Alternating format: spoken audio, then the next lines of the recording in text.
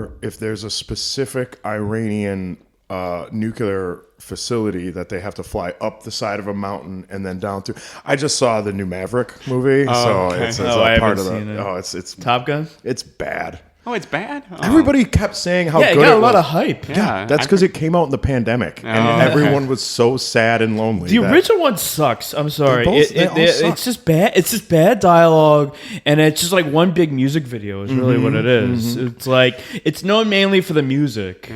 Yeah, I think the '80s was just one long music video. Like just life It's living. true. It's true. Yeah. You go into work and Punctuated with lines of cocaine. Hungry like the wolf.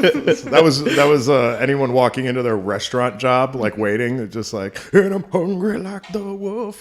You ever see the Family Guy where Chris accidentally goes through the mirror and he goes into the music video for Take On Me, where everything's like hand drawn, animated or whatever, and it's Chris being like led through like hallways with like the kind of stencil drawing or whatever, and then he falls out and he's just covered in like scars and his clothes are all ripped up and they're like, where were you? And he's like, I don't know. It's fantastic. I mean, I think most of the people who worked at grocery stores in the 80s just safety danced their way around.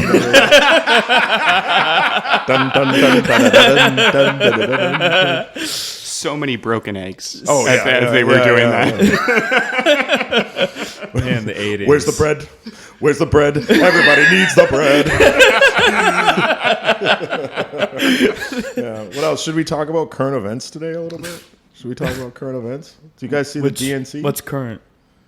Yeah, well, these usually come out like 3 months later. Yeah. What do you guys want to know about 3 months in the future? Ever since the Chinese invasion, things have not been the same. So, to our overlord Xi Jinping, we accept you, we love you, and respect you. All power to the party. You know what I mean? And to Winnie the Pooh. And Winnie the Pooh. You shouldn't have said that. I'm going to have to cut that off. Yeah, I get that. You lived in China for I a did. while. How was the years. air? It depended on where you lived. I lived for a while in Northeast, like kind of near the border of China and Russia. And when November hit, it was really bad. Like when they just like kicked up the coal plants for the heat and stuff. It was gross. Like you were wearing these like super duper masks. And like you just didn't want to go outside. It was disgusting. But if you go like in the Southwest, like I lived in the city called like it was like City of Eternal Spring. It was very pleasant. It was up in the mountains. Like you don't have those kind of issues. So it really depends on where you live. Nice. Yeah. City of Eternal Spring. Yeah. I mean, we don't have any cities like that. All our cities are just like Iron Mountain. You're like, guess what? There's iron in that mountain, I suppose. You know, I guess I'm speaking more for Wisconsin. Like Wisconsin has an Iron Mountain. Wisconsin city names are two. There's two different Wisconsin. They have mountains in Wisconsin. Large hills. Large hills. There's two different types of city names in Wisconsin. Mispronounced Native American words like Oconomowoc and Wauwatosa. It's like nobody even knows how it's pronounced. Though they're supposed to be. And then the other ones are just like whatever the closest natural resource was. I always think of it as you've got Native American names that, like you said, are mispronounced. There's some French names, right? So there's like Fond du Lac, also mispronounced. Mm-hmm. Oh yeah, I forgot about the Fond du Lac. Yeah, Fond du Lac is a name of a town. Isn't it like bottom of the lake or something? I thought it was like the Lake of Fire or like Torch Lake or something like that. Yeah. But then there's like what I call the truly Anglo-Saxon name. Like my brother lives in a town called Beaver Dam, and you have to imagine that they named it because they're like, a bunch of beavers there. Yeah. Makes sense. You know, just very Green Bay. Well, it's on a bay that looks kind of green sometimes. There you go. Because of all the runoff? Is that why it's green? I don't know. Honestly, we don't know what our water looked like back then because it's been just like brown and algae ever since. So I grew up in the Fox Valley. Yeah, I imagine. So they had a lot of foxes there, right, you know what I mean? Exactly. And that ended up getting mounted to French women's hats. You know what I mean? But like, so there was a lot of fur trade around. Oh, absolutely. Is that the heart of the fur trade, the French fur trade? Yeah. Like there's statues of Champlain Samuel de Champlain in Milwaukee. The Champlain. Yeah, and there's and Marquette University is named for some French Jesuit priest who wandered around in that region, right? So He was known for wandering. all of the French explorers were wandering. You know how many French people actually moved to New France? Yeah, it's like that's true. 50,000 for the entirety of Canada, right? Like, If I remember correctly, And it was mostly men, right? Like women didn't go. Yeah, it was just like a lot of lonely, horny dudes like that. That was. There's only a reason. French dudes, which is extra. There's a reason why the French didn't mind giving up Canada to Britain. They're just like, this was a mistake from the beginning. Yeah. I remember too. I read it was probably a podcast like years ago, but apparently there was like a government push to get more women in New France because you need to have a population that breeds and whatever. And they were basically offering women like full immunity, like full forgiveness for all possible crimes. And like money to like buy your own house, and still they're like, no. There's too many fucking French fur traders out there. French Canadian fuckboys. That's. I think incels is probably closer. I am always angry. I am angry. We get a little too close to those beavers. So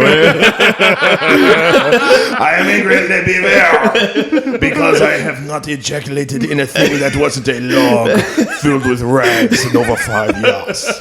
I got Scottish at the end. I don't know what I'm looking at. Le beaver. Sorry, to our French listeners, you don't exist. Don't pretend. You don't listen to our bullshit. it's true. It's true. No, to be a French Canadian fuckboy or incel. Incel, yeah. Incel. I mean, it'd be like how much money would you have to pay like Instagram models to go like marry guys at like I don't know Gen Con or whatever, even better, Magic the Gathering tournaments. Like imagine there's a whole state that's just Magic the Gathering tournaments. But there's no women there, obviously, right? So like, listen, we will buy you a 3-story house. And a compact car, an efficient compact car. All you got to do is move there and maybe marry someone. No, I think I'll stay in California. It's like I'm less scared of homeless people than I am of Magic the Gathering players. Like their state flag has a garage on it.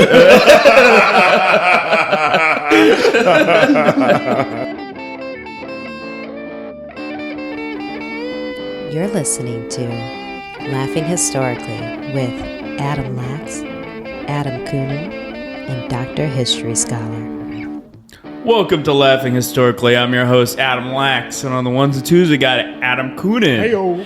And we got Dr. History Sage Scholar. Hello. Moral Crusader of the universe. Yes. Builder of beaver dams. It's probably too early for a callback, actually, in this episode. Heyo. My bad. Yeah. There are few sexier things than the phrase beaver Working dam. that beaver. All right. Working that beaver dam. Yeah. All right. Just getting those pelts. How many pelts you got on your pelt shed? Oh, he didn't like that at all. Mr. and Mrs. Father and Mother of Moral History Scholar. Mr. and Mrs. Moral History Scholar. It might seem like we're making him a worse person, which is, I could see how it would seem that way, but he's actually making us better people. It's true. He's bringing us towards the light. That's true. I mean, as his first apostle, I've already gained a lot. Upon this rock, I will build my church. I'm currently have a rock in a pipe that I'm smoking. Not that one. A different kind of rock, you crazy asshole. I'm just kidding. I don't smoke crack. Smoking crack is bad. Kids don't do it. That's true. No. He's got a kid. Mm-hmm. One day he'll smoke crack. I mean, you gotta give him, It's like that John Adams quote, I study war and politics so my sons can study like business and agriculture. You smoke this kind of drug so your sons can smoke those kinds of drugs so his grandsons can have the opportunity to. I study podcasting so that my son can be a drug addict. That's my version of the John Adams quote, I think. Hey, Franklin, this is all going to be on recorded forever. Please don't do crack. Good God. Hey, buddy. I actually know a couple of folks who did, and spoilers, didn't turn out great for them. No.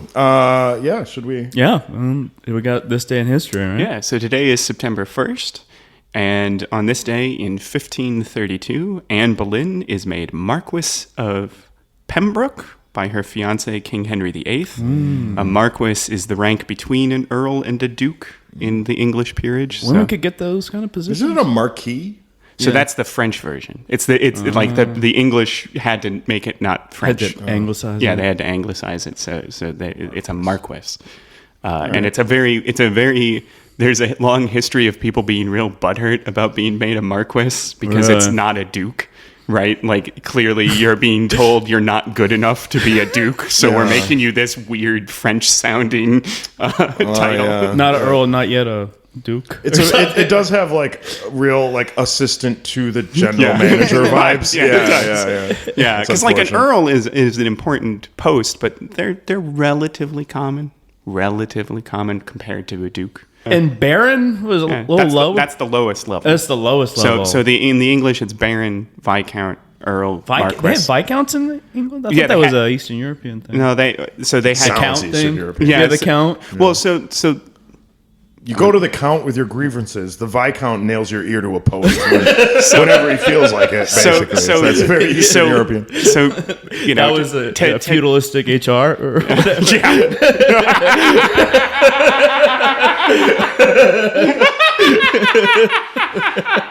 I almost spit took on that one. So to get real nerdy in it. Yeah, tell me. So William the Conqueror, right, Yeah. is Duke of Normandy. Okay. So when he conquers England, he intentionally, and for the next like 200 years, there are no English dukes, right? The kings of England very intentionally do not make anybody in England a duke because the king is a duke. So every single noble in England is subservient to the king in every single way, right? And so the only two titles in England for a very long time are baron and earl. Okay. And eventually they have to start introducing additional grades in order to like, because Buy there's off the wealthy. well, and to distinguish, there's too many, so you have to start sorting them out, right? And so, like Edward III, Ironically, a lot of Henry VIII's wives were barren. no, he was. No, it's more likely his fault. Oh, really? Did It's- they have kids later? Well, no. So the ones who lived. I guess? his first three wives all have children, right? Catherine of Aragon has Mary, Anne Boleyn has Elizabeth, and Catherine Howard, I think. I might be getting the third one's name wrong, but the third one has Edward VI. So the first three all have children. The reason he's getting rid of the first two is they're not having sons, and we now know that's more of a male-oriented problem. I think there is like a condition where men will only have daughters. I think it's something, but I don't know. Is it really? I think so, but you know what? Listeners, fact check me on that. I'm Will, probably wrong. Paul. Who's the other one? Zach? Yeah.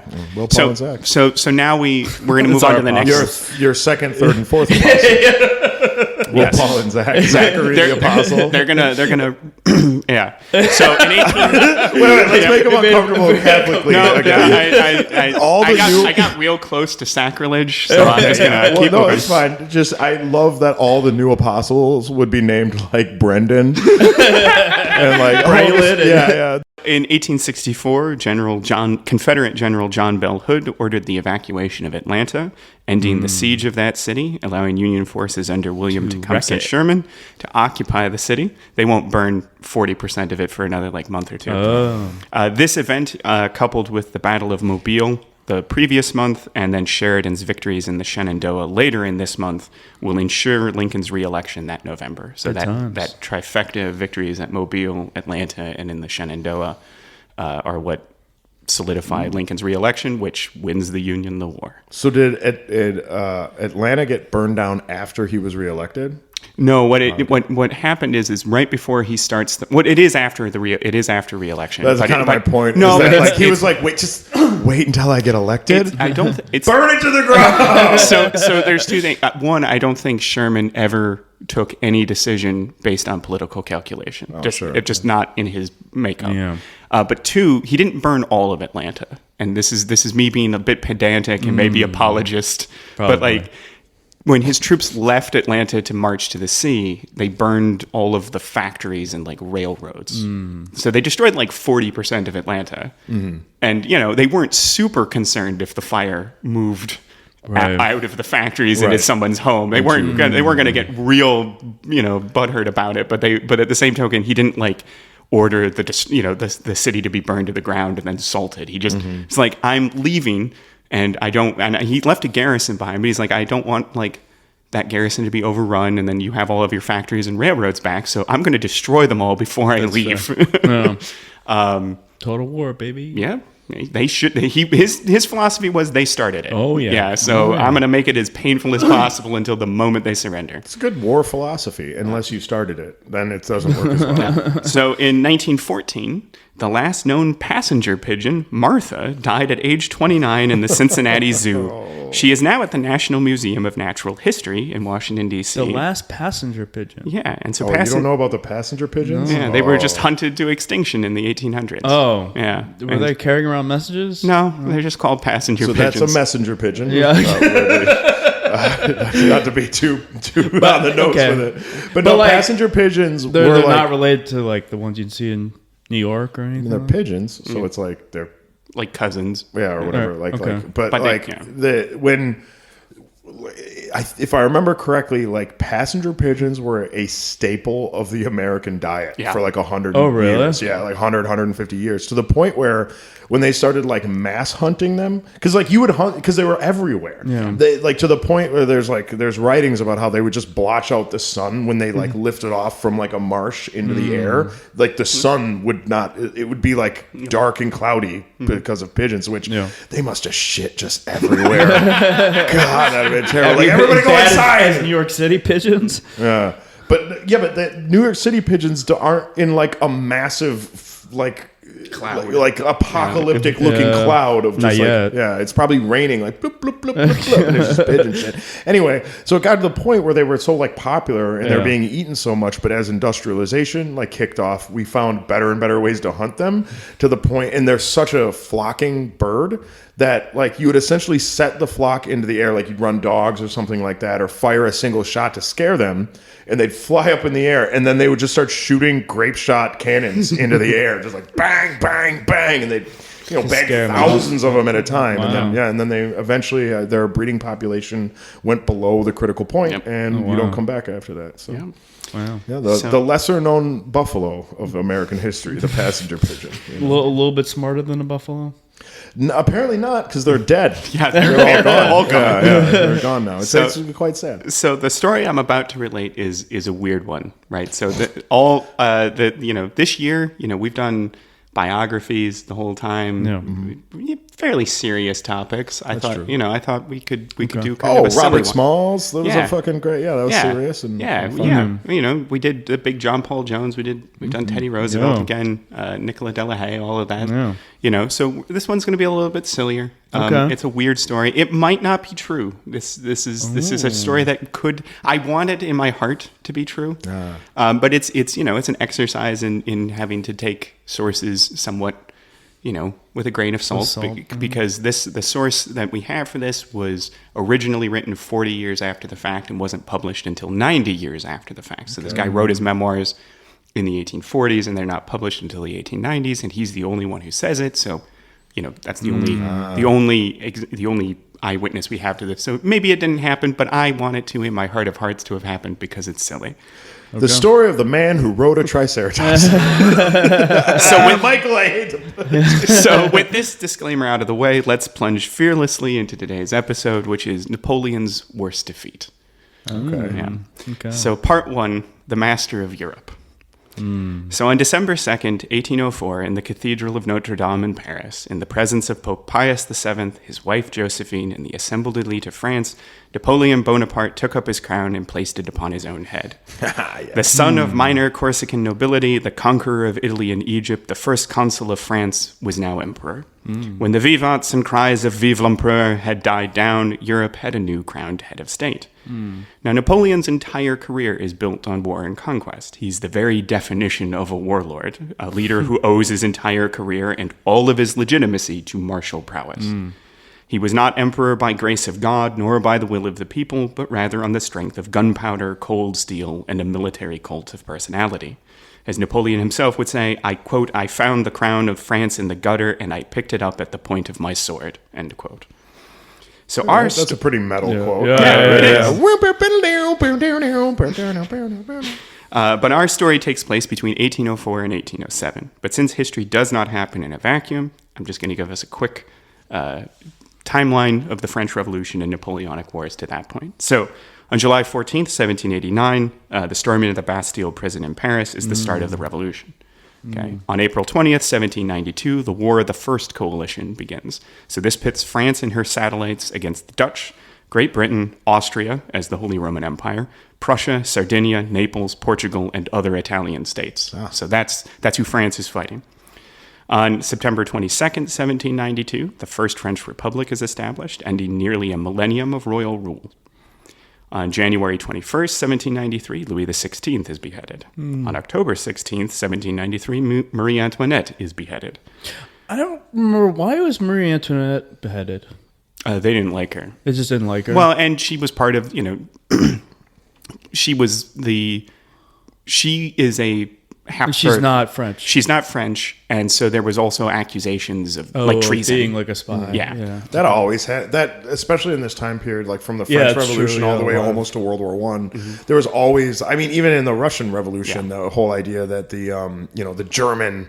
It was the aristocracy. The German Tsarina, right? Yeah, they're like the fifth column or whatever. Well, and not that fifth column, but just like she was by birth a German, but married to the Russian Tsar. But like in the end, they were all fucking related anyway. They didn't give a shit about they like basically like the crowned heads of Europe didn't really have nationalities. Nationalities to them were like, I don't know, the top hat on a Monopoly board. You know what I mean? It was just a thing that they fuck with sometimes. Like a pawn. So on July 28th, 1794, Maximilien Robespierre is beheaded. On November 3rd, 1795, the French Directory is created. Now, this is a more conservative, oligarchic form of republican rule. So the Directory is meant to correct some of the excesses, in air quotes, of the first. What would they have considered excesses? So things like the seizure of private property, the suppression of religion, the reign of terror, and executing 16,000 people in like 12 months. What kind of people?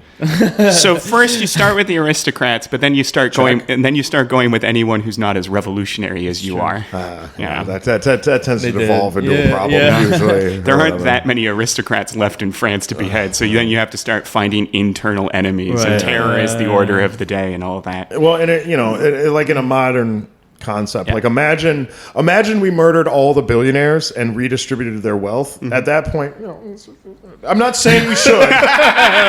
Satire. Parody. I'm not just hypothetically that happened. Right, maybe things might be okay, but then you could just see it devolving, and all they'll like, accusations, are you an American revolutionary? Yeah. Are you a vegan? Well, no, I had some. But they're not a vegan or whatever. Right. Who's the true believer? So purity vegans. It's vegan. It's anyone who calls themselves a vegan is the true revolutionary. Everybody knows that. Okay. Are you a vegan? No. That's the wrong answer. So on October 17th, 1797, the War of the First Coalition ends in a French victory, but Britain does not sign the peace. So all of the other nations that I listed make their peace with France except Britain. I wonder, did they have like a funny excuse? Like, I'm sorry, we forgot our feather.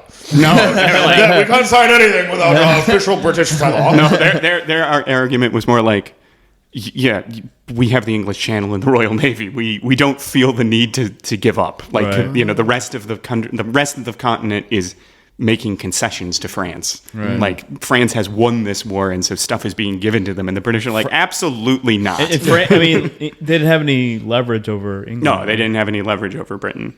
Less than a year, or just over a year later, on November 29th, 1798, the War of the Second Coalition begins, pitting France and her sister republics. I am putting that in quotes because they're just puppet states. In the Netherlands and Italy against Austria, the Holy Roman Empire, the United Kingdom, Russia. Step-sister states. The United Kingdom, Russia, the Ottoman Empire, Naples, Portugal, and Sardinia.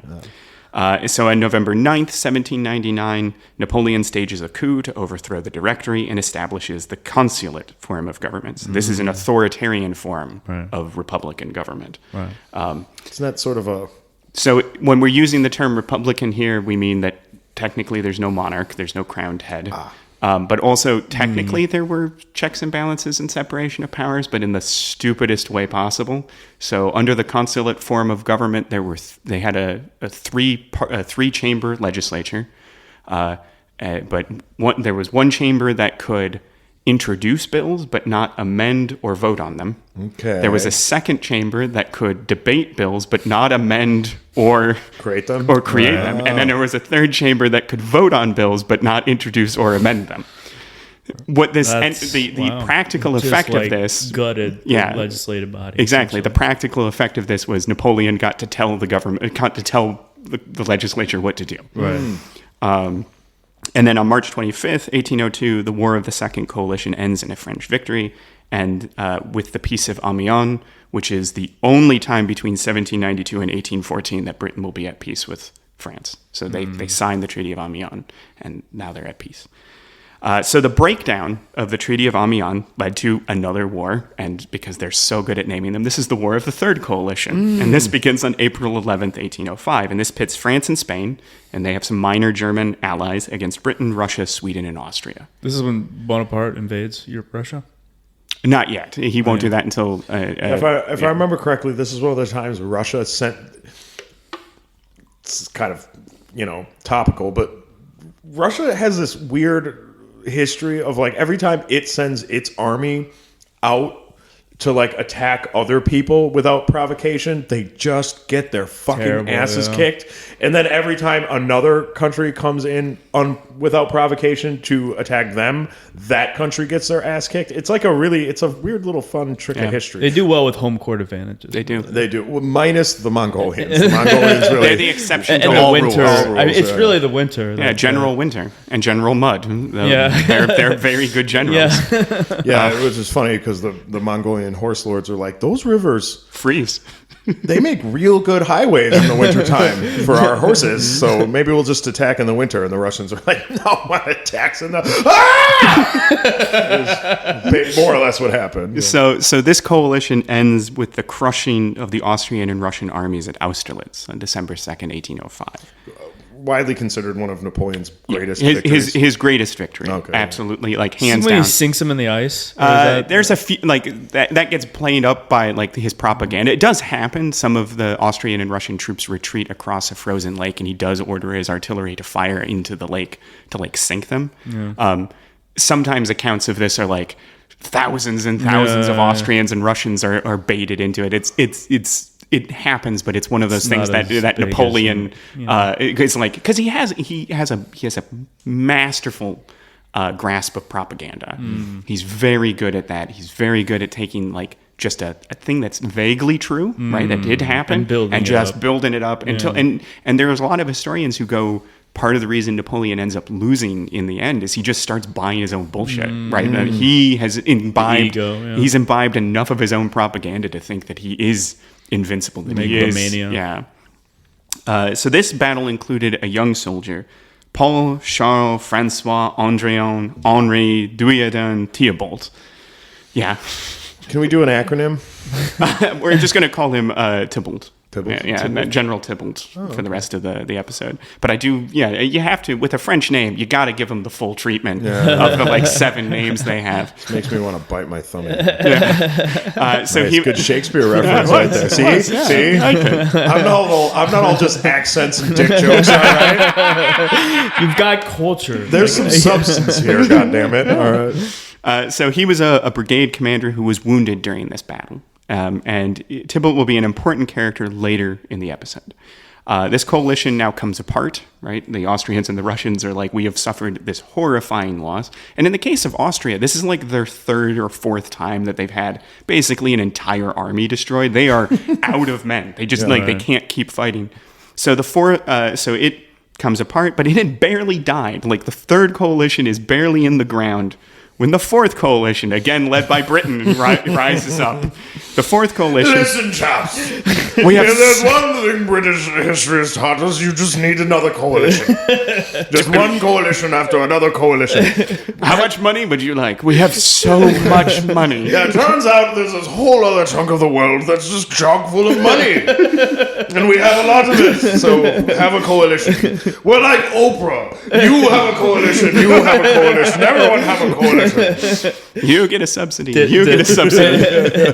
It ends with the coalition of the willing or whatever. Yeah, that's just a straight line. Straight line. Wow.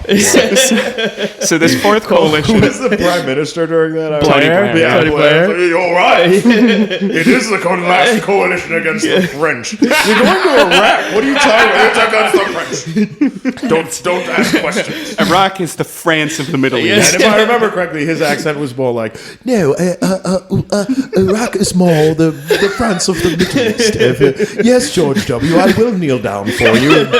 All right, so I'm back to dick jokes.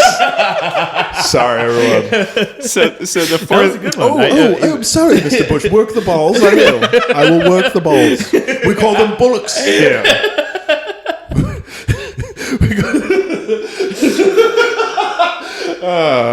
Never mind the bullocks. It always bothers me when Dr. Moral Scholar moves away from the microphone when he's laughing. He was laughing, listeners. He was laughing, but he moves away because he doesn't want his mom and dad to know. So the fourth coalition consists of Britain, Prussia, Russia, and Sweden, because Sweden at one time was relevant in European politics. For a hot second, yeah. So this war begins in August of 1806. And so Napoleon opens this war in grand style by smashing the Prussians at the twin battles of Jena and Auerstadt. So he annihilates the Prussian armies in two battles fought basically on the same day. And one of them is fought by only like 15,000 French soldiers who hold off 50,000 Prussians the whole day. Wow. And we've been into BDSM ever since then. There's nothing we like more than a French person giving us a real whipping. You know what I mean? Yeah. So the emperor marched on to Berlin and forced the Prussians into a humiliating surrender. The whole campaign...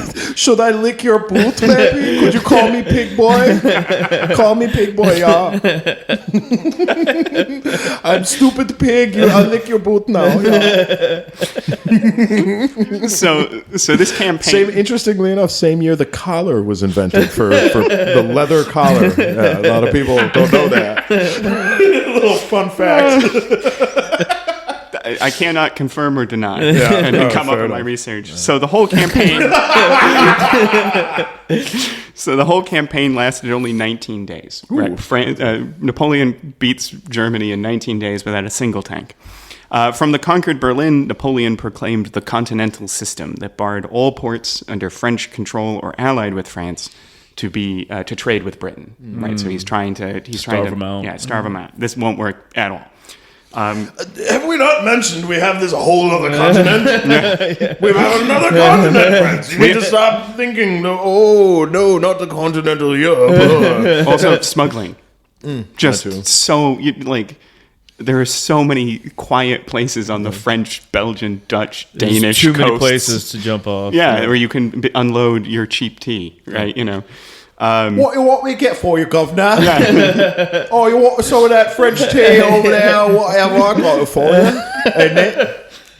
So the next, I'm going to do all the classes of British society. I appreciate the cockney. Yeah. So the next, you told me to smuggle that tea in the bog, eh? I only know bog. I have to learn more. I have to learn more actual words for things in Cockney. Bog is just the bathroom. So it's like a chap in the bog. Like that means. Oh, really? Yeah. So the next stop for Napoleon is Poland. The Poles, sensing a chance at independence, rose up in rebellion against the Prussians and the Russians. The French created the new Duchy of Warsaw to be an independent Polish state that would be allied with France. The Prussians were now out of the war, but the Russians are only just getting in, right? Part of the reason Prussia gets defeated so badly is they jump the gun ahead of the rest of the coalition. The rest of the coalition isn't ready. The Prussians are like, we've got this. They're just French. And they march just as far west as they can go. So they've gone as far away from the Russians as they can get, and then they get annihilated. The Russians are just getting in. The Russian army, their armies marched into East Prussia and Poland in January of 1807. So now we're at January 1807, and it is there that Napoleon fights the bloody Battle of Eylau in early February. There's like descriptions of the snow turning pink from all of the carnage. Yeah, they typically don't fight in the winter. No, either. this is the sign of how desperate everything is, right? Like the coalition wants to rescue Prussia. Prussia hasn't technically surrendered yet, and Napoleon is frantic to end the war. Right, he needs to get it done. The final blow. Yeah. So this battle is inconclusive, but it caused a pause in the action until early summer. So basically, both sides have to they try finishing the war in the winter, and they can't. So they both go into winter quarters. So on June 14th at Friedland, Napoleon routed the Russians, and Tsar Alexander I sued for peace. The results of these negotiations were the two treaties of Tilsit. So Tilsit is a city on the modern border between Lithuania and Kaliningrad, that Russian exclave. So one with the Russians and one with Prussia. So there's two different treaties. The Russian treaty made an alliance between Russia and France. This essentially made a land war in Europe impossible.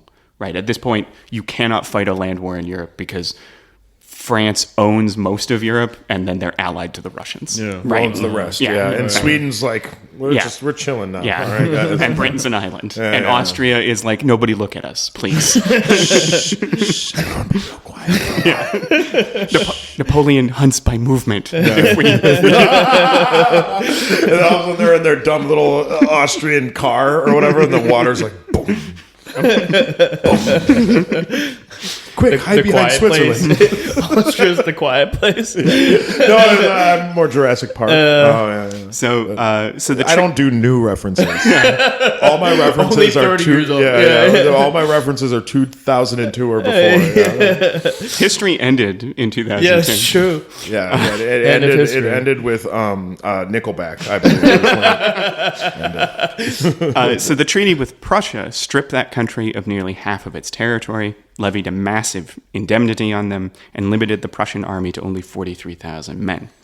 From December 1805 to June of 1807, in about 18 months, Napoleon had defeated the three largest continental European powers and isolated Britain.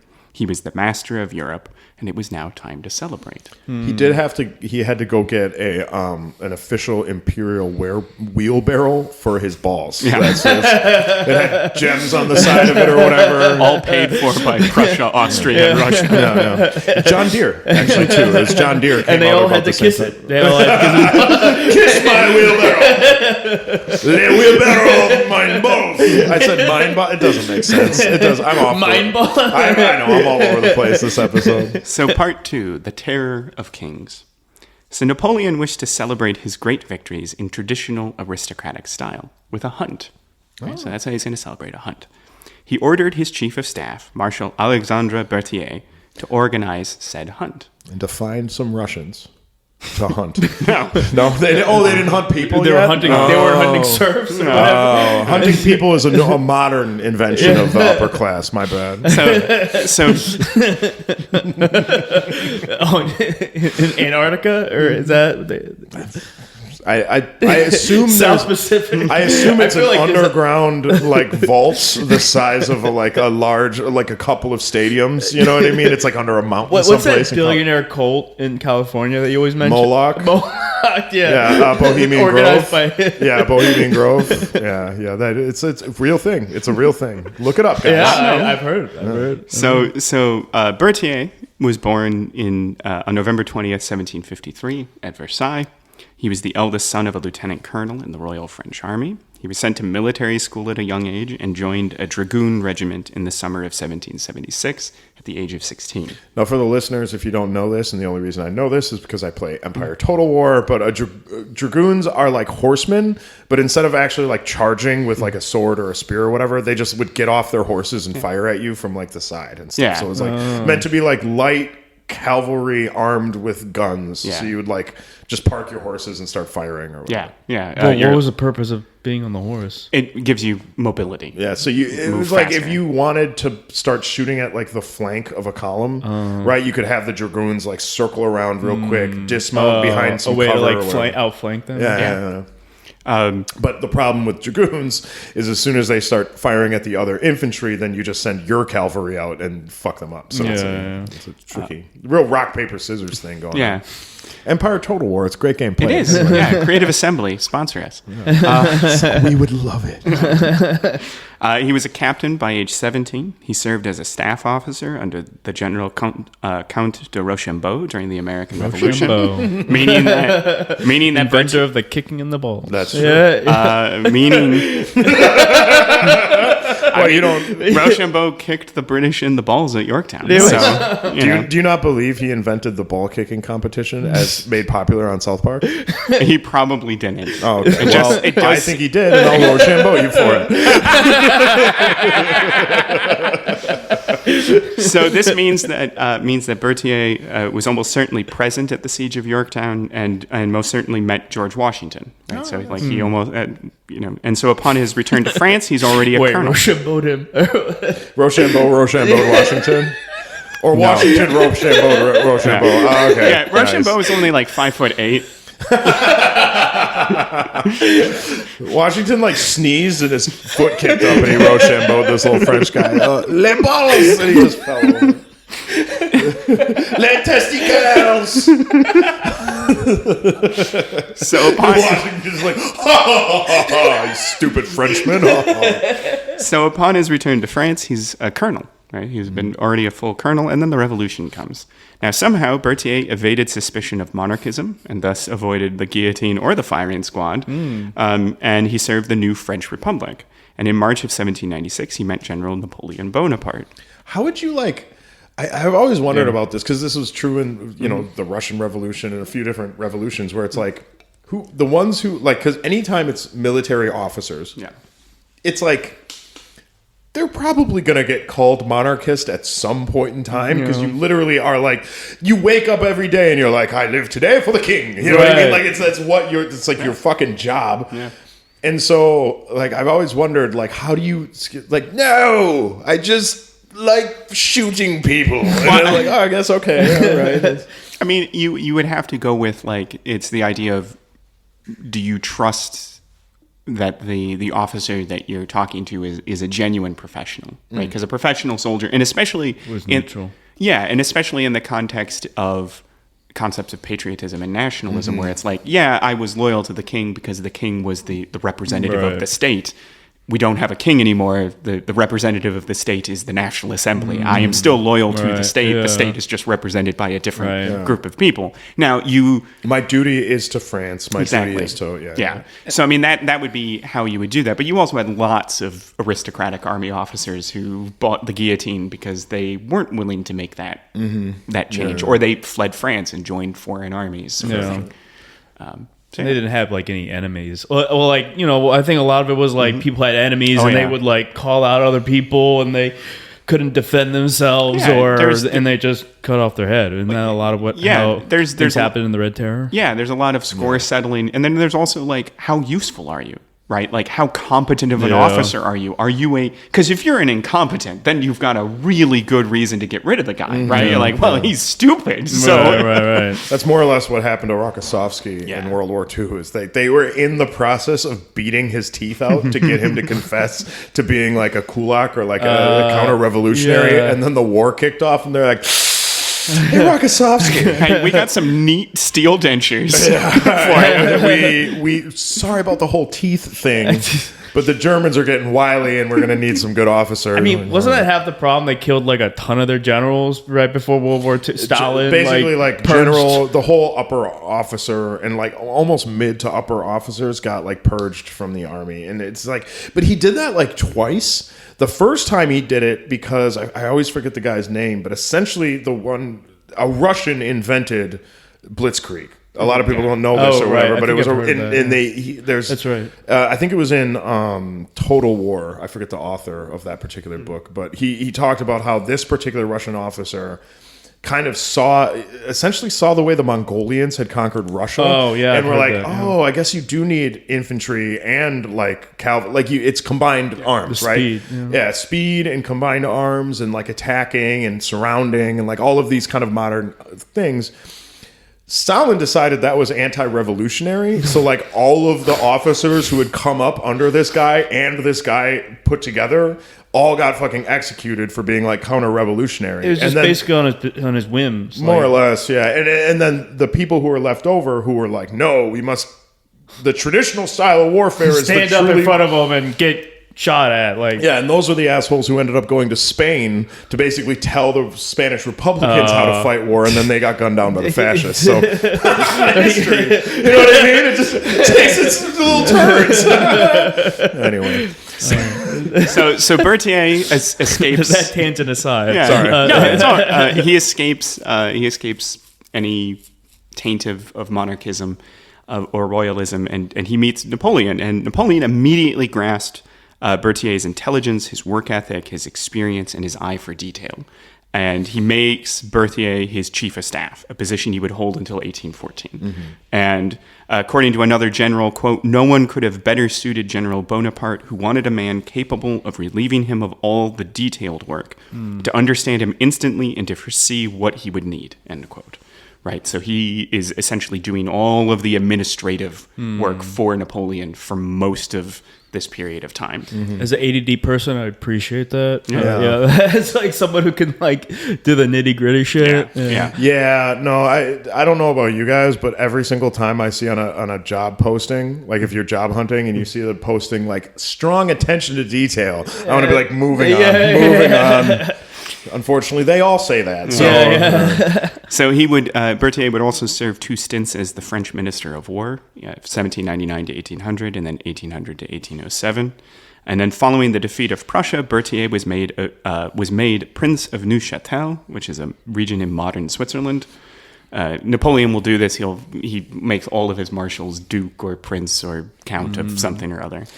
wouldn't that have just been considered like very counter-revolutionary to like the French Revolution? Yeah, Napoleon. I mean, Napoleon was is a counter-revolution. Yeah, he was interested exclusively in Napoleon. Napoleon doesn't have an ideology. Yeah, he doesn't. All the best leaders are best in quotation marks, but like seriously, all the best warlords are like, I care about me. Yeah, well, like Caesar, Genghis Khan, all of them. Well, and so what he's doing is he's rewarding. Yeah, of course. He's rewarding his subordinates. He's like, hey, and you know, one of my favorite Napoleon quotes is, "A man will fight long and hard for a shiny bit of ribbon."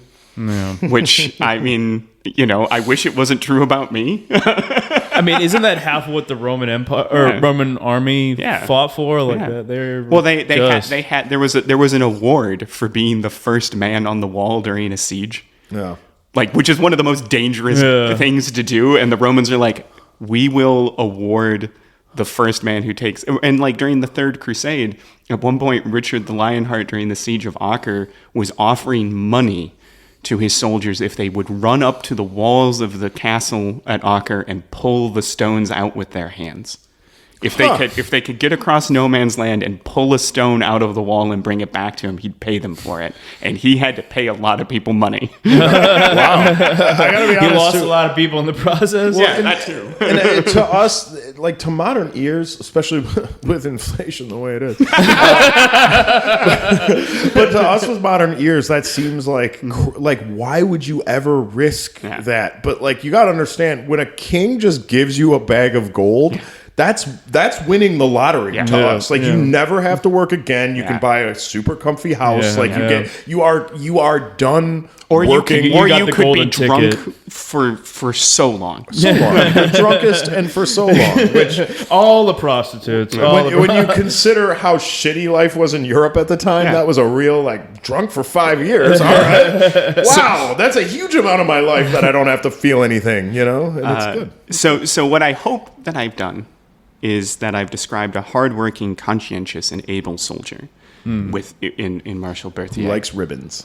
Yes. Now, while the Prince of Neuchâtel, But like real manly ribbons, not like the shitty ones in the Olympics the that ones, they flail the around. ones that you wear across your chest, Sash. Yeah, you gotta really bling out your uniform. Sash is very like French masculine. And you you know need, what I mean? like Like any Prussian would be like, I will have no sash. Like actually, the Need Prussians like probably people's had a lot of ears, sashes. like their victims' ears and teeth on it to make it manly. We should go back to that. No, absolutely You not. don't think our soldiers should have teeth No. necklaces? Absolutely not. Or No. earlobe necklace. This is why I worship him. Thank you. You put me back on the morally correct path. I take a Bringing strong us to the stance light. against Yeah. war crimes. What if they're already dead and you take their It's teeth? still a war crime. Really? Yeah, I mean, defiling I corpses feel is a like- war crime. Oh, define. I mean, they're not using those teeth anymore. They're just sitting there. It's hard to Alright. say when you're killing people what's a crime and what's not a crime. Yeah, so moving on. So I I think it's yes. I think the answer is yes. So I hope that I've established that Berthier is an able officer. And there were war criminals. We are not war criminal sympathizers. We're entrepreneur war criminals.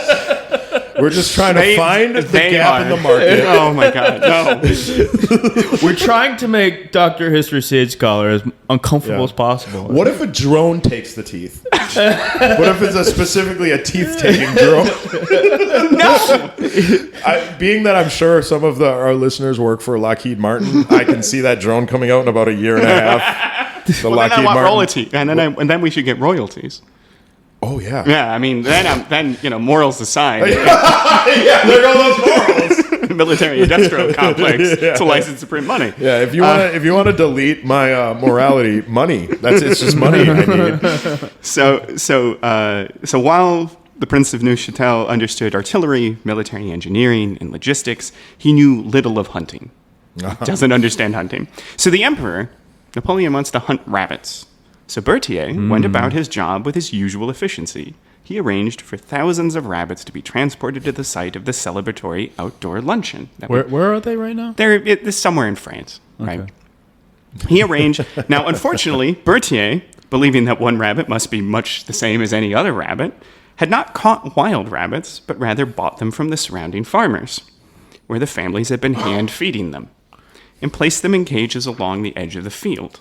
In order to ensure maximum flight, Berthier had given orders not to feed the rabbits. So it is now July of 1807.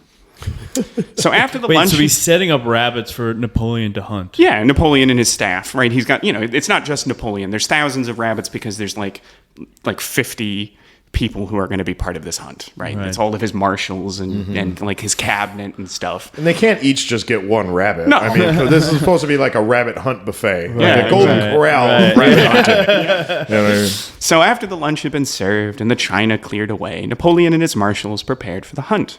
They had beaters, gun bearers, and all the panoply that accompany a royal hunt, right? They've got all the people to do the work. The dogs. Yeah, they got the dogs and Is that a everything. gun bear? A gun bearer. So a gun bear. Yes, a gun bearer. So it was a bear Polish that one. had guns on it? Yes, that Polish one from World War II. So at the signal, Berthier released the rabbits, and the hunt was on. But then something strange happened. The rabbits did not run, or at least they did not run away. They instead turned towards l'Empereur and his marshals and charged like avenging hussars, Cossacks, or Uhlans. At first, Napoleon and the other generals laughed, but then it dawned on them that nearly 3,000 rabbits were bearing down on them. The emperor, his marshals, staff, and servants began hitting them with riding crops, sticks, and kicking at them with their boots. The rabbits were undeterred. Remember, Rabid rabbits. Yeah. They're coming right at you. Remember General Tybalt, the one with the long name at the beginning? He said, quote, he was at the scene and described it this way, quote, "The intrepid rabbits turned to the emperor's flank, attacked him frantically in the rear, refused to quit their hold, piled themselves up between his legs till they made him stagger, and forced the conqueror of conquerors, fairly exhausted, to retreat and leave them in possession of the field." End quote. Wow. That reminds me of like the Monty Python Holy Grail Yeah. when they're trying to like The killer rabbit. kill that rabbit. And he says like, Holy hand grenade of Antioch. Count to three. The 3 being the third number in the sequence and not yet 4. 1, 2, 5. No, 3. No, the weird part of this story is not one of those rabbits said, "What's up, Doc?" Yeah, we're doing Warner Brothers jokes, baby. So as Napoleon was like, "I'm a hunting for wabbits." Shh, be very, very quiet. It was not duck season. So as Napoleon retreated to his carriage, the bunnies followed. They nearly overran that as well, a few of them even leaping into the compartment with the emperor. Tybalt continues that it was the chief of staff's fault, for he was, quote, not aware that could be any difference between one rabbit and another. The poor rabbits had flung themselves on them with all the more eagerness that they had not been fed that day, end quote. Essentially, Berthier had confused the rabbits. He thought he had confused the rabbits. The rabbits are confused. They thought that the master of Europe was the local farmer Jacques, who was going to feed them their lettuce. So that is the story of Napoleon's worst defeat. Wait, so they were just really hungry, and they thought Napoleon was going to feed them? Yeah, they were tame, right? They were not scared of humans. So they were just going to... give us lettuce! Yeah, we're so hungry! Your monster of a chief of staff hasn't fed us all day. So yeah. That's hilarious. That's it? That's it? Yeah, so now we're on to the epilogue. Oh, the epilogue. Okay. Yeah. All right. So the piece that... How much, because they were making shit out of fur back then. Yeah. How much do you think those rabbits, like if you know, because was there some intrepid peasant outside that's just like, all right, I'm going to pick up all those rabbits? When there's stupid aristocratic assholes are done, I'm going to go and I'm like, $5, $5. Yeah, I don't know. I'm not sure. I just imagine it being like a yakety sax scene. Like, the rabbits are chasing him. They're chasing the rabbits. They're going in and out of doors in illogical ways. Like, oh my god! I hope Napoleon jumped into the arms of one of his marshals, like Shaggy and Scooby, like Scooby Doo, like zoinks, zoinks, nay. There's zoinks killed the whole time. So the peace that Napoleon had achieved at Tilsit was short-lived. Before the end of 1807, Napoleon... Peace with the rabbits. Yes. No, the peace with Russia and Prussia. Much like rabbits. The Russians breed pretty quick. They can get those soldiers up and going. The Russians, and some have said Russians breed like rabbits. Some have said that. Not me. I'm not saying that. A nice analogy, I feel like. That was...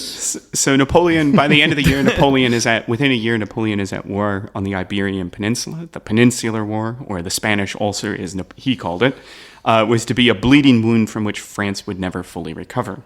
By 1809, Napoleon would be at war with Austria again, during which Berthier would receive the title Prince of Wagram, in addition to his other title. Prince of Hassenpfeffer, which is German for rabbit soup. Actually, I don't know if you knew that. I'm doing Hassenpfeffer jokes today. So Berthier would advise Napoleon not to go to Moscow during the invasion of Russia, and when they have to take that decision. And it is said that he burst into tears when his emperor made that decision. So when Napoleon goes, we're going to march on to Moscow, Berthier... Is he the only person to warn him against those Russian winters? Essentially, yeah. Like the rest of his marshals are like, yeah, no, this makes sense. We can get to Moscow. But Berthier is like, we really shouldn't do that. With the defeat... Have you been to Moscow? You don't want to go there. Yeah, right? You should have. Did a little scouting work. So with the defeat of France... They don't have any rabbits. Not a single rabbit.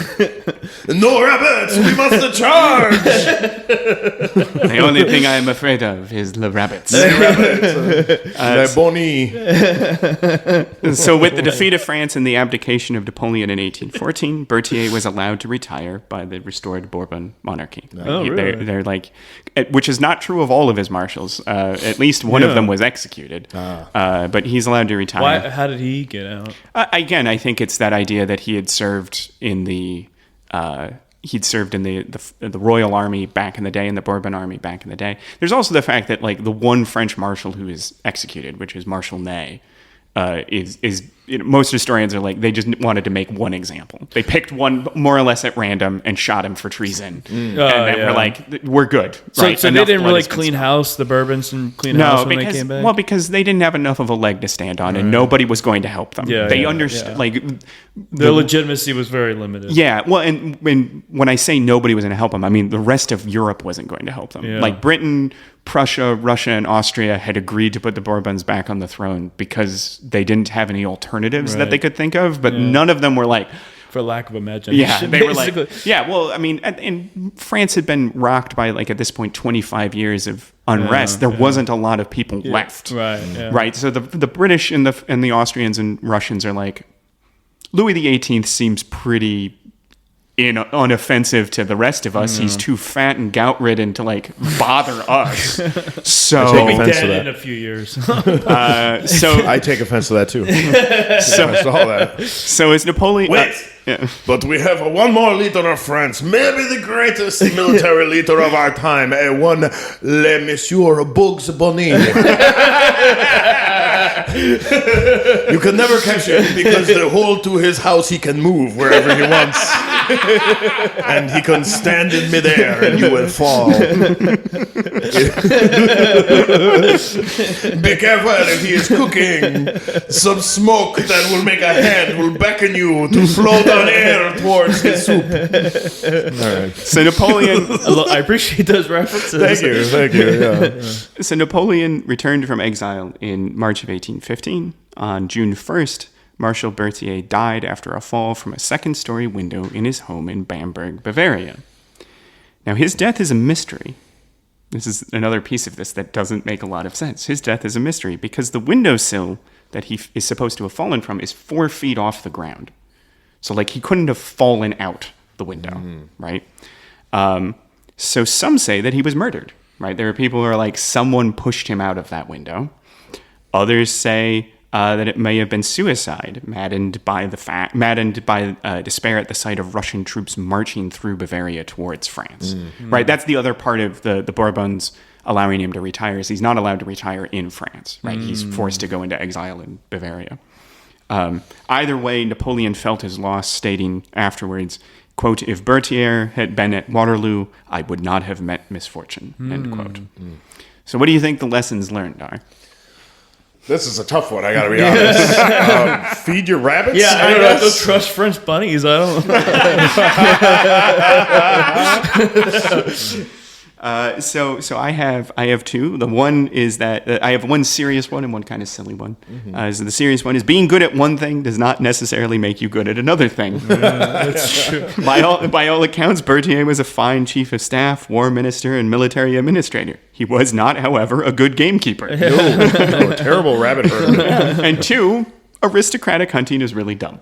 That's fair. It's not silly. That's just true. That's typical. They would capture like creatures and then release them to be hunted. Well, like fox hunts and stuff. I think it was only like maybe 10, 15 years ago they finally made fox hunts illegal. Really? In Britain, yeah. If you think about it, or like boar hunts. They were still doing it? I think so. Well, and you got to put your fucking... You got that whole red suit in your closet. Yeah. It's not going to sit there, you know what I mean? What else are you going to do with those boots that go up to your knees? I mean, and that stupid ass and hat. you also have the fact... I have all these feathers for no reason. and like, you know, for instance, both Kaiser Wilhelm II and Archduke Franz Ferdinand hunted like hundreds of thousands of animals on their royal hunting estates, which were massive pieces of land. Yeah, where they're like, you would intend, like, Napoleon is doing it badly because Napoleon doesn't have the experience of hundreds of years of he was like, and then he outsourced it to his military chief of staff who also has no experience in this. And he's like, sure, Berthier seems to have that, there's that sometimes the concept in the military of like anything you're ever told to do, you yes, I will do that. Like, and then you figure out afterwards how you're going to do it. If they ask you to do something you have no idea how to do, you're like, yes, I will go do that, and then figure it out as you go. And you said you're not sure if this really happened. Yeah, who wrote about it? So later? General Tybalt, the one we have the quotes about, like the bunnies flanked the emperor and forced him to flee the field. He's the only person who wrote about this, and he wrote on a later memoir. Yeah, he wrote his memoirs in the 1840s, right? Because he's pretty young, so he's still alive in the 1840s. He writes them then, but they're not published until the 1890s. So there is the possibility that like his memory isn't very good, or that someone changed something after he died, right? Like and because he can't as a fix way it.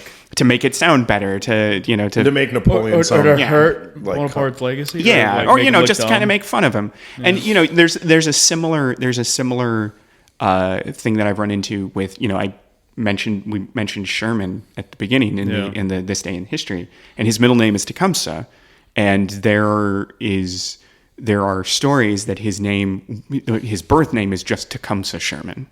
And his dad dies when he's 9, and he's one of like 10 kids. Yeah. And so his mom can't take care of all of them. So the older kids are already off and out of the house. But like the middle kids, of which William is one of them, get fostered out.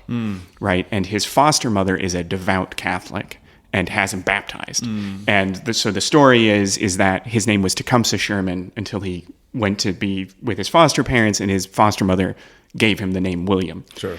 So the thing is the only source for that is like is either a cousin or a member of his foster family telling someone else this story in like the 1890s or 1900s when this would have happened in like 1829, right? And Sherman himself in his memoirs goes, "My father named me William Tecumseh," right? Because his father, my father, for whatever reason, had just, was fascinated by the Indian chief Tecumseh. And he goes, with his first older brother was born, and he brought up the name Tecumseh to his mom, and she goes, I have a brother named Charles. And she's like, okay, Charles. And then there was another son comes along, and there's another name from her side of the family. And then you get the feeling that they get to him, and she's run out of male names on her side of the family, and is like, okay, he can be Tecumseh, but it's going to be his middle name. Right? Like that's the unfortunate part about that is I'm going to have about 25 sons before my wife lets me name one of them Aragorn. Like, it's going to take a while, unfortunately.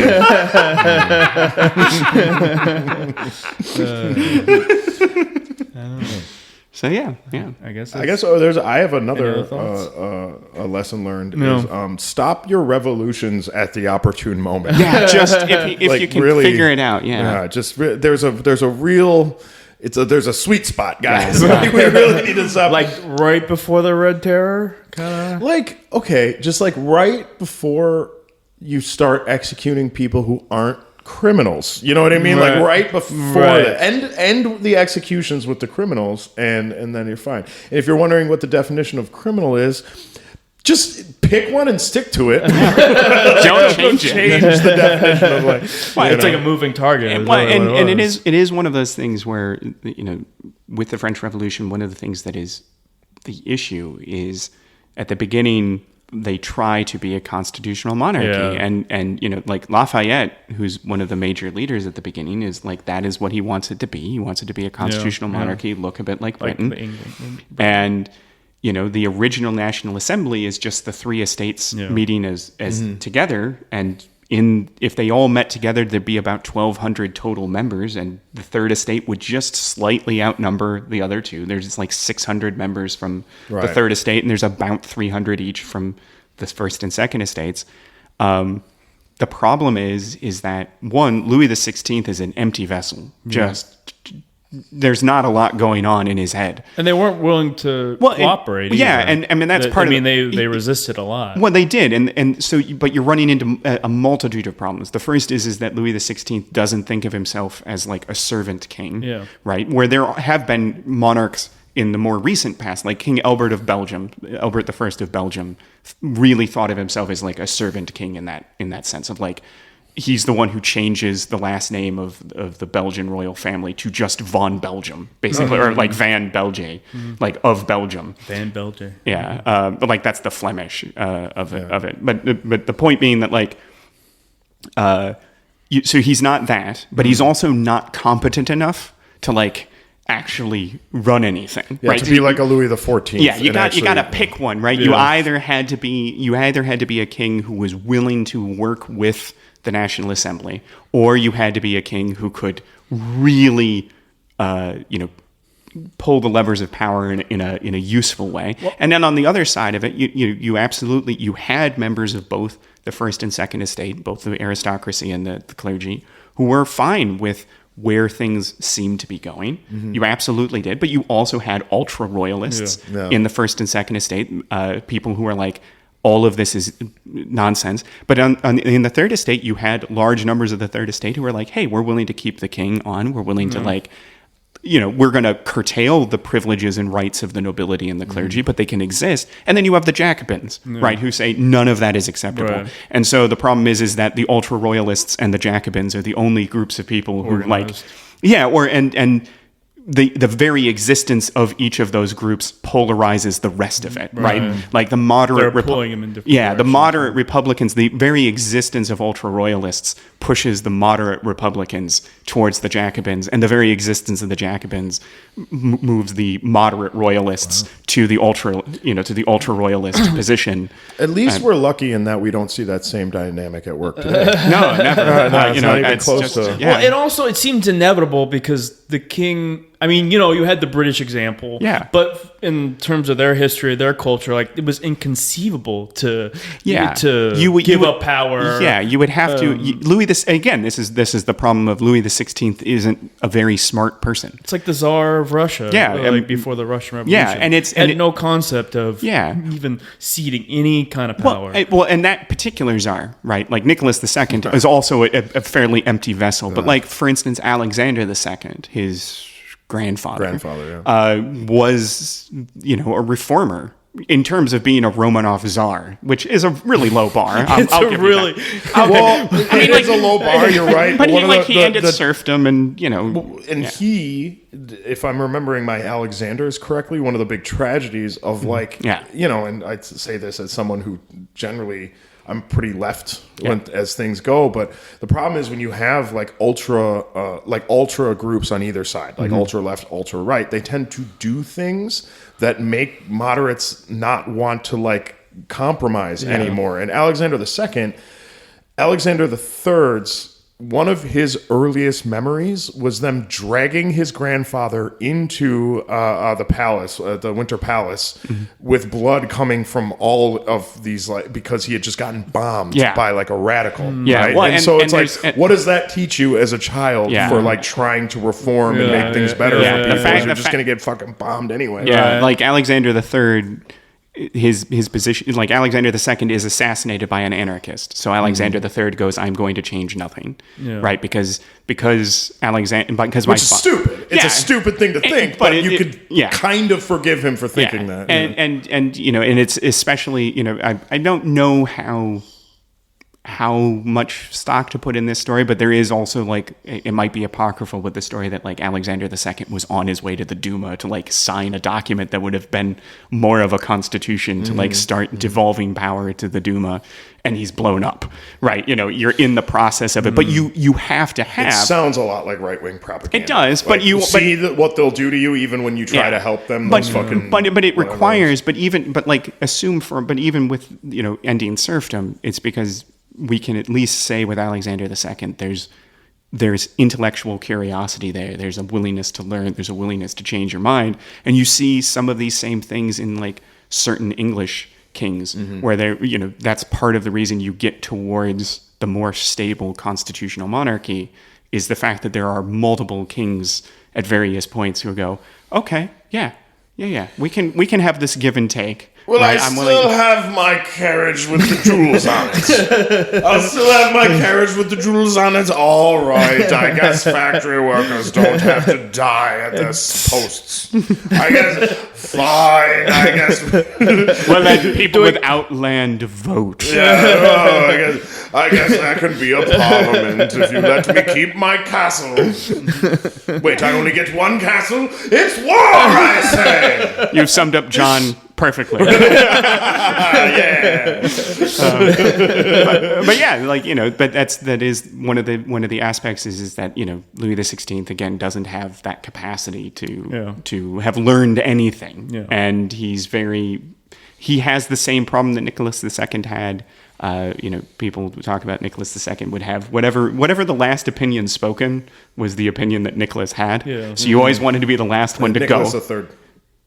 III. Nicholas II's the one who gets Shot by the Bolsheviks? Yeah. I thought it was the third. Oh, no, you're right. The first was the one who was blown up. The second got gunned down by the Bolsheviks. But, you know, he's you know, you always wanted to be the last one I to thought talk the in a first meeting. died sudden.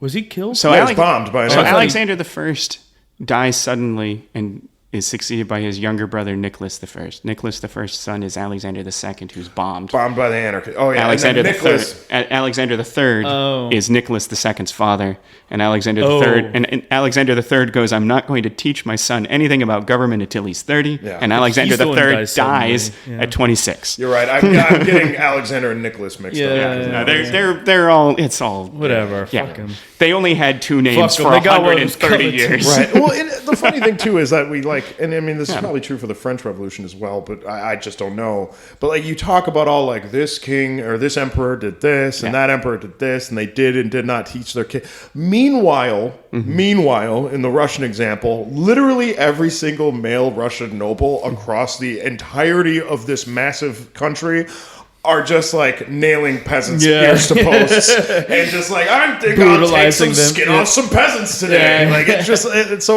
like, would any of it Didn't matter even matter? what was going on at the very Well, top. and you know that is one of the issues, which is with the French Revolution, is the idea of abolishing, you know, feudalism, like abolishing church tithes and things like that. And again, there were members of the aristocracy and the clergy who were like, you know what, this is probably They wanted to tax their land and stuff. yeah, but there were members who were like, hey, this is what we got to do, right? Because there were aristocrats. Again, Lafayette is a really good example where he's like, it doesn't make a lot of sense that like I have lots of power by virtue of the fact that I was born. Yeah. Right? Like that just doesn't make any sense to me. And there were aristocrats who agreed with him. There were also aristocrats who went, this makes fuck the you. most sense. Yes. God himself has ordained this. I have this power. Fuck you. Yeah, exactly. Do you know, take do you it from know my why cold, it dead makes hand. sense? Because I have all this power. Yeah. That's why it makes sense. So Very it makes sense I to have have this power, power, so, yeah. but because of the power I have. Exactly. Yeah, that's how that works. And there were It's members. a nice,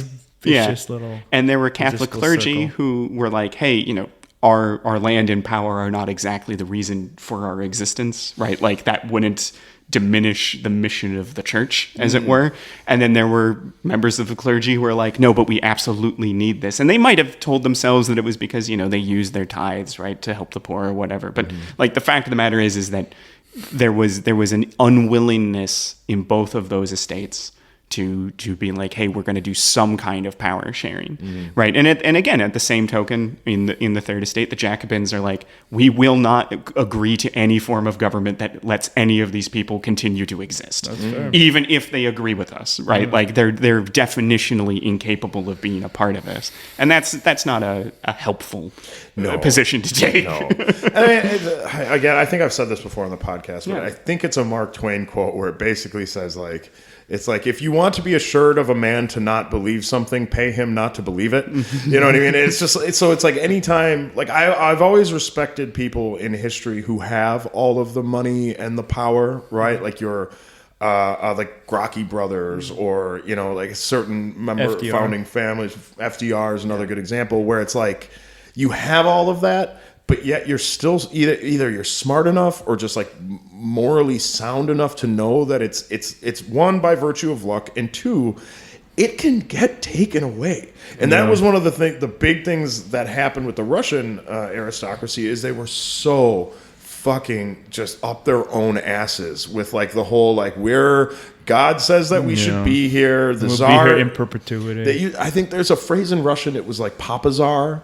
and it was like father to all of the people, Yeah. and the idea Yeah. that the Tsar was like your papa Yeah. or whatever, Yeah. and just like there's this really funny interesting scene in Peaky Blinders, if you've ever seen that show, where he's like the main guy who's just a gangster basically, but he's getting paid in jewels to like house a bunch of the Russian nobility who have just like gotten kicked out of Russia after the revolution, and they're basically having like a drug alcohol fueled bacchanal in like one of his like mansions or whatever, and they talk about how it's just like this entire class of people that just couldn't believe it had happened to them. They literally just like their stunned, entire identity was around the fact that they held power, these other people were less than them, and that it was going to be that way until the day they died, just like their father and their father's father and so on and so forth. And people will believe that shit. Yep. They will, and until the ship sinks, you know, yeah, like exactly. the Titanic goes down, you know. And also, fun little side story. I might cut this, but at this time, the Swedish were like, because this wasn't too terribly far after the 30 Years' War, right? I mean, we're talking like 200 years. Never mind. But what is interesting about Sweden, how Sweden ends this whole thing, is that the last king of Sweden dies during the Napoleonic Wars without an heir, and so Sweden asks Napoleon to like give them somebody to become their king. And Napoleon gives one of his marshals. Like he was originally going to put one of his brothers on the throne of Sweden because he kept doing that. He kept. God damn it! We admit our mistakes here. It's not an episode if Laughing. you don't hit the. But someone doesn't. I don't do it generally. So he was going to put one of his brothers on the throne, but the Swedes were like, "No, all of your brothers are incompetent. They couldn't hit water if they fell out of a boat." That's true. But so he picks one of his marshals, Marshal Bernadotte. And he goes to Sweden, and Bernadotte immediately like learns Swedish and changes his name to like Carl Johansson or whatever, because that's like the royal name. So he's like Carl Johansson the 23rd or whatever. Nice. Yeah. And then when the war starts going poorly, Napoleon goes to Bernadotte and, goes to the Swedish king now and goes, hey, you're going to come in on my side, like against all of the rest of Europe. And he's like, no, because Sweden doesn't want me to. Oh. And like that family, the current king, queen of Sweden, the current royal family is descended from this French marshal. Yeah, Wow. it's still their family. Huh. That's crazy. Yeah. The whole time, that was his long game the whole time. He just wanted to be king of something. Or just specifically Sweden, because I don't know if you guys have been there, but they got some hot blondes in Sweden. And he was just the whole time, he's like, I want me a hot blonde Swedish woman, a hot blonde. And then finally, Napoleon's like, I pick you, and he's like, yes! Like, woo! In your face! In your face! It's that meme that's going around about like number 47. I'm going to get some cold cuts. So yeah, and then once he got that hot Swedish wife, he's just like, I'm Swedish now. You Swedish? I'm Swedish. He went native, as they say. He did. Wow. That's interesting. Yeah. And so Sweden never got rid of their monarchy? No. I mean, partially because they, decided after the 18th century, they're like, we're done shooting at people. Like, since the end of the Napoleonic Wars, they've been pretty quiet. It's gone poorly, yeah. And they're just like, we've got stuff. IKEA. Yeah, we've got IKEA. Nokia. Yeah. They have a wonderful arms industry. They're very, very happy to sell other people guns. Yeah, no. Like, I know Swedish weapons. It's like a thing. Like every special forces guy is like, Really? are we getting Swedish guns? Like, it's really? a whole thing. No, they're really good at making them. They just don't want to use them. Interesting. Yeah, that's why it was like actually everyone. We'll destabilize the rest of the world. What is it the AUG that is one of the really good Swedish guns? I think that one's Austrian, but they've got like the there's like they've made a bunch of anti-tank weapons, and they've got like essentially something that's similar to the F-16. They have a fighter jet that's similar to the F-16 that like it's like a really cheap one, and the Ukrainians are like, could we have just like a bunch of them? Can we have just as many as you can send Let us? me see what we have in the closet. Do we have some fighter jets back there? Yes, you can have about 13. But you'll have to put them together yourself with an Allen wrench. and do have a putty if some of the parts are heavy. You'll need a couple of people. And there are no words on the instructions. It's just pictures. Yeah, just a picture you have to do. And if you buy 22, we'll throw in a set of meatballs. When you're shopping for the fighter jets, just follow the arrows. Come into our warehouse. Everything is called a funny thing, like a Funken Kliegendouche. Or Fragenturgenstarn. Oh, would you like our small tactical nuclear weapon? It's a Bluking Flurkendurk. It makes it really difficult if you buy a piece of furniture and then want to go back and get another one. You're like, what was it called? The Bagerturgenstorg? The Bagerturgenstorg? And the employee's looking there is like, we have nothing named that, sir. You've just said gibberish. The employee works there is like, man, I'm a black guy from Southern Maryland. I don't fucking know. I don't know what it's called. Isn't half of Wisconsin from Sweden?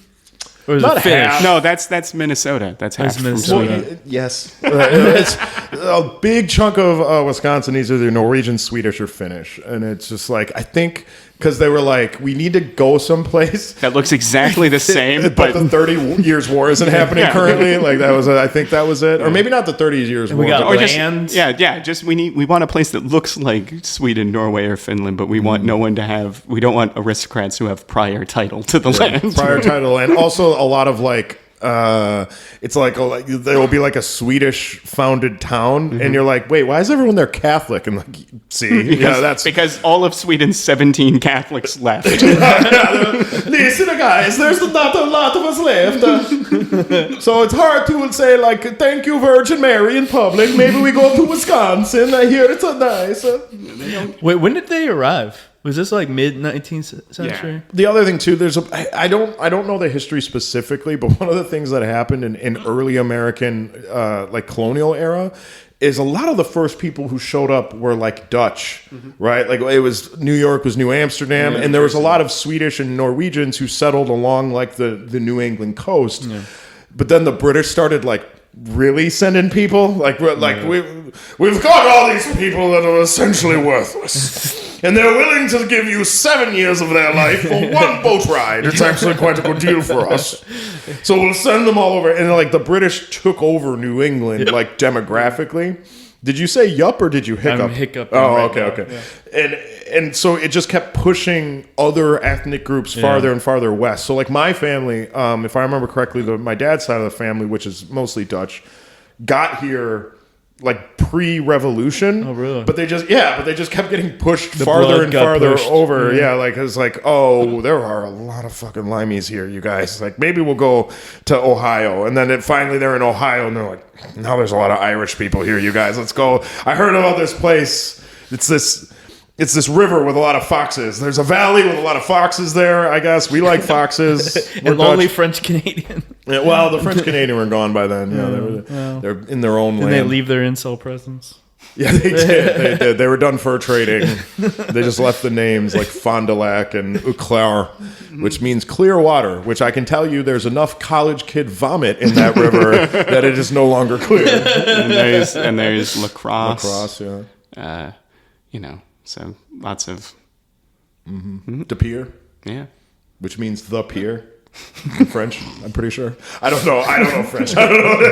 I have one French friend, Simon, who might listen sometimes. He's gonna call me all pissed off. He's like, "Don't mean that.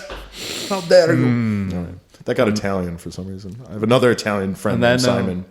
Any other thoughts? I have so many thoughts. Well, I mean, I know it's the ADHD condition. It's true. I do have one thing to say. What? We're going to start a competition, right? Right.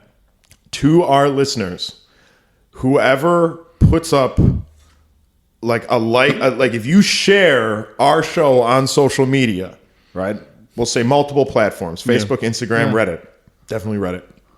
They love us on Reddit. They definitely don't call our mustaches gay or anything.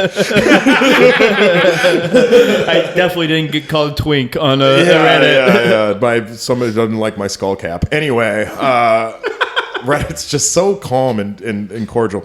But if you share our podcast on your social medias where other people might actually like it and get into it, we'll send you one ribbon. We'll send you a ribbon. Because apparently men will do all kinds of shit for ribbons, I found out today. So, yeah, what do you think about that, host? That sounds great. Yeah. So what should they do? They should like and subscribe and share on all the platforms to get Coonen's ribbon. I'll make so many ribbons, you guys. Yeah, so many ribbons. we'll have With teeth and we'll have the- ears. we'll no have- teeth. We can't. Dr. Moral Scholar said we can't do teeth. but we can have like the order of Agincourt, right? The order. Actually, though, my son does have his baby teeth. Oh, So we could auction his baby teeth, technically. You kept those? They're still in his mouth. He's only 4, but he will be losing them, and we And could you're gonna keep Patreon his teeth. What? Is that illegal? it's No. just in bad taste. It is. Hey! You should see him. He's wagging his finger right now at you, Coonen, like with some strong fervor. He has no grounds to judge me morally. All right, he's very selfish. He's 4. Oh, So the concept of other people's free will I'm not doesn't talking about your exist. kid. I'm talking about Dr. History, Sage Scholar, Moral Crusader of the Universe. He has my free will. Actually, he owns my free will. All right, guys. I guess that's our show. That's our show. Yeah, like and subscribe. All the platforms: Instagram, Laughing Hiss, Laughing HIST, and Twitter, Laughing Hiss, Laughing HIST. That's all, folks. Yep. All right. That's all, folks.